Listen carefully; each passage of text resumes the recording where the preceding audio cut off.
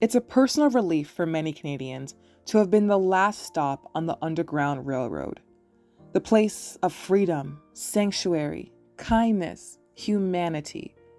This is probably the same view future Africville residents of Nova Scotia had before arriving. If you've never heard of Africville, you are not alone.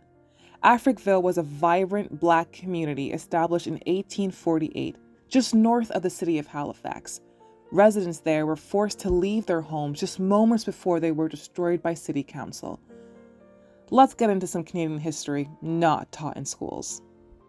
A happy welcome to the inquisitive, the lovers of knowledge. I am your host, Tashina Thompson, for the 5th episode of My Beauty Politics podcast.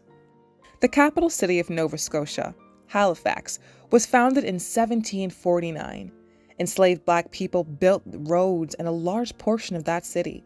In 1836, a road was built connecting central Halifax to Africville, where Black people were being settled. After the American Revolution in the late 1700s, large groups of Black settlers began to migrate to Nova Scotia through the Underground Railroad. They were mixed of freed slaves, Maroons of Jamaica, and Black War refugees. Many former enslaved people were promised freedom and land in the province of Nova Scotia. Due to the unfortunate, yet expected racism from the white people, Black settlers were forced to live on the outskirts of society, on the harshest of lands. Despite this, Black settlers cultivated and built the community on these lands. The communities were strong in pride, life, and vibrance. One of such lands was Africville.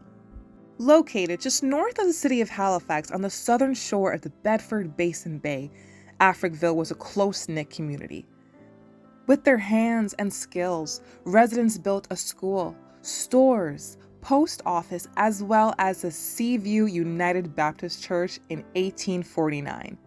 This building was a sacred place to the 80 residents. This is where they, yes, conducted their religious worship, but was also where everyone would go and socialize and meet, just be together. The church was referred to as the beating heart of Africville. It was open to churchgoers and non-churchgoers.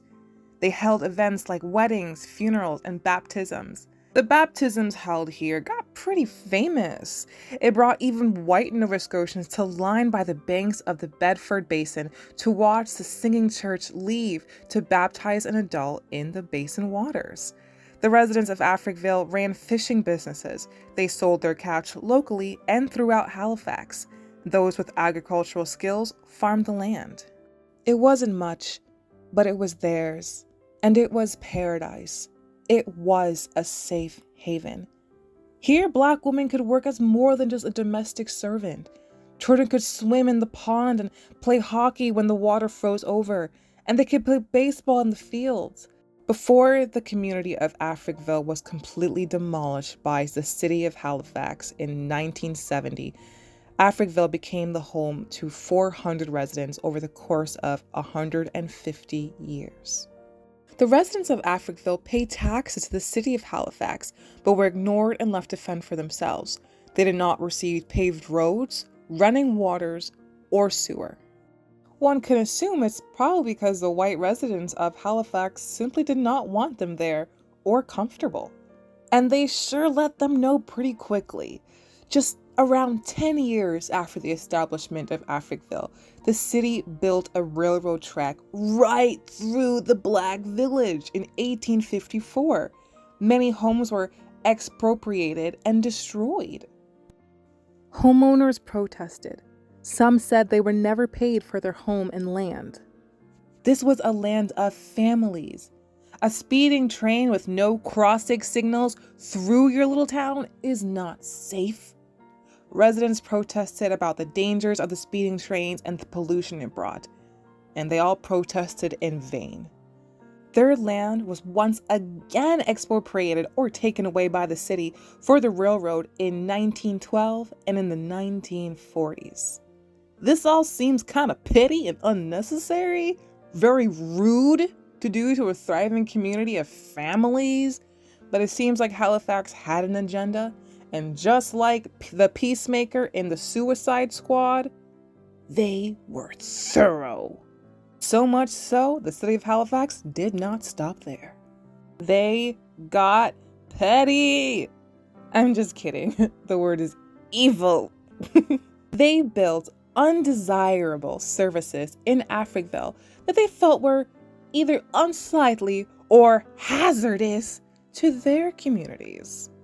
For example, the city of Halifax closed their sewage disposal pits to only relocate them to the edge of Africville.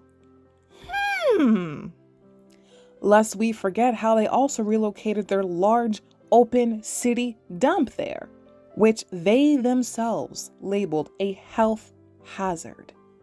I mean, the list just goes on. Like, I have a list here. I'll list just a few for you just to get an understanding. They put a slaughterhouse there. They put a hazardous fertilizer plant there. They also built a prison called Rockhead Prison in 1854, as well as a human waste site called the Night Soil Disposal Pits, a facility for handling coal. And last that I'll share with you is they built overlooking the community. How beautiful. An infectious disease hospital, as well as a trachoma hospital. Trachoma is a disease of the eye, and it is the world's leading cause of preventable blindness of infectious origins. It is very contagious. It is said that many Africville residents believed anti-Black racism was behind these decisions. Now, I don't know if it's my sheer brilliance or my exceptional life experience, but I think they were onto something. I don't know what it is, but I'm gonna trust my gut here, and I think they were onto something. Africville was within the city limits of Halifax, yet they were not included in the modernization process. To no avail, residents sent out petitions asking for simple amenities like running water, sewage disposal, paved roads, garbage removal, electricity, streetlights, police service, and even a cemetery. City Council viewed the people of Africville as inferior, disposable, and their land up for grabs. Since the residents were poor, Black, and with no social, political, or economic power, stopping Halifax from trying to take over their home ground was impossible. The residents sent out numerous petitions to City Council asking for assistance to bring their community up to standards, including the issuance of building permits to meet the city's building codes and bylaws. And as I said, to no avail. Starting in the 1950s, the city's discussion to completely bulldoze Africville and relocate its residents began. By the 1960s, City Council and white Halifax residents viewed Africville as a slum, as an eyesore. I mean, after all the terrible things you put there and the refusal to provide basic, modern community essentials, you think this place is a dump? What, huh? Oh. The council did not include Africville in their plans. They were simply just told their community was going to be demolished.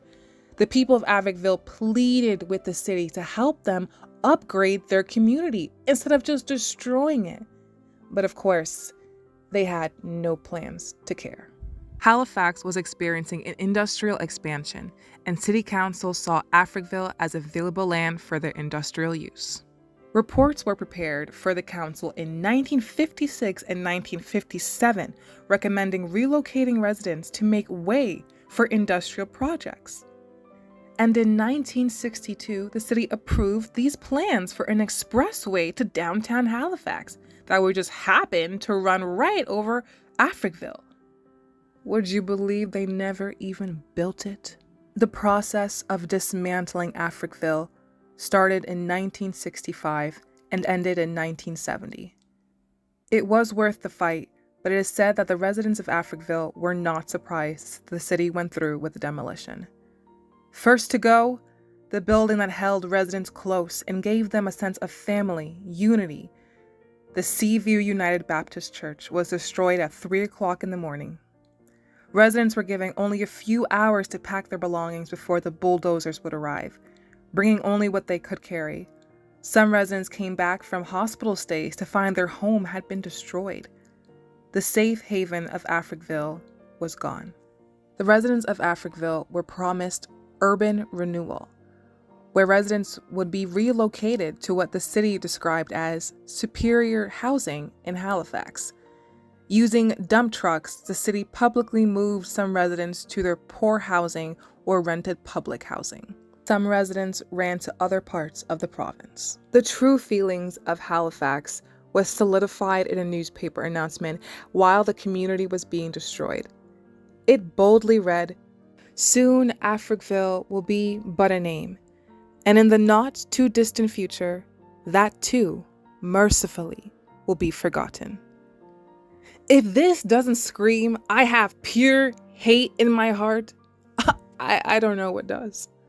Many homeowners were given very little for their home and property, and found the amount that they were given was just enough for a down payment for a home and for a short stay at a rented public housing. Keep in mind, jobs were very hard to come by. Many companies refused to hire Black people, which just induces more poverty. These traumatized people are now back living within an all-white racist environment that hates them. And since they are in an environment with no common place for them to gather anymore, like their church, the displaced residents eventually drifted apart. Some ended up moving out of Halifax to cities like Montreal, Toronto, and Winnipeg. Those who stayed in Halifax felt compelled to turn towards welfare to cover the rising costs of life in the city.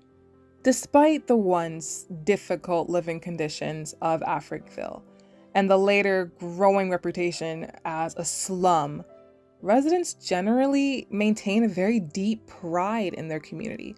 Some descendants of those who once called Africville their home continue to pass that pride down.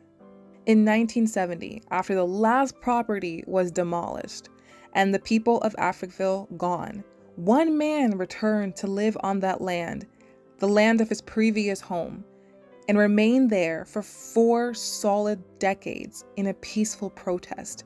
His name is Eddie Carvery. Right now, I'm in Africa, and I'm still protesting because I'm looking for justice. The future is for all of us.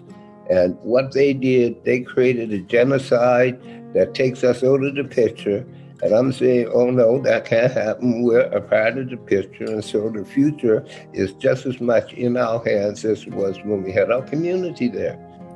He's known as one of Canada's most greatest and longest civil rights activists. Carvery and his grandson continue to fight for compensation, public inquiry, and the rebuilding of their community. They want the country to unright this wrong. Africville was the home to the first Black Canadian concert singer to achieve international fame, Miss Portia White, and George Dixon, the first Black world champion of boxing. So you're probably wondering, what happened to Africville? I mean, they made all these plans to, build and build and build. Let me tell you. The land of Africville was turned into private housing, ramps for the A. Murray McKay Bridge, and the Fairview Container Terminal. The central area was turned into a dog park called Seaview Park. Yep. Now you will find the site of Africville has been declared a National Historic Site of Canada in 1996. The citation called it a site of pilgrimage for people honoring the struggle against racism. On February 24th, 2010, Halifax Regional Municipality Mayor Peter Kelly apologized for the destruction of Africville and said the city would rebuild a replica church. The church museum opened in 2012 and the area was renamed Africville Park. On January 30th, 2014, Canada Post Corporation issued a commemorative stamp depicting a photograph of 7 young Africville members. It is important to know our history as Canadians. the good, the great, the bad, and the evil, to make way for a brighter future for all people who call Canada their home. Our history will never be erased. Learn on, Canada. We'll speak next week. Until then, live long and prosper.